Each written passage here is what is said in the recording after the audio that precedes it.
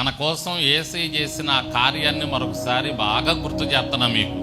ప్రతి ఆదివారం మనం బల్లారాధనలో పాలు పంచుకోవటానికి మరి మనకు మంచి అవకాశం దేవుడిచ్చాడు.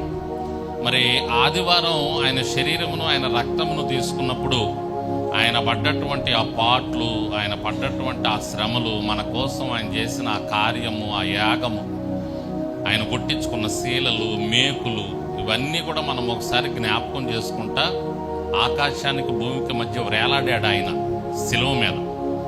జ్ఞాపకం చేసుకుంటా మనం బల్లారాధనలో ప్రవేశించాలి. ఇంకా ఎవరైనా బాప్తిజం లేకపోతే ఇదే మంచి అవకాశం, ఇదే అనుకూల సమయం రక్షణ పొందడానికి. ఇంకెంతకాలం దేని కొరకు మనం ఆగాలి?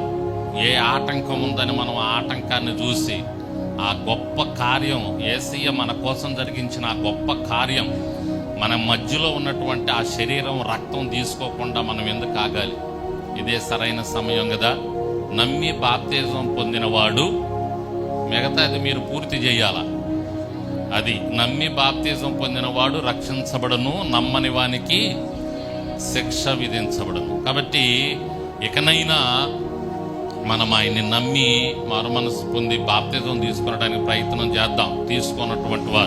తీసుకున్నటువంటి వారు ధన్యులు.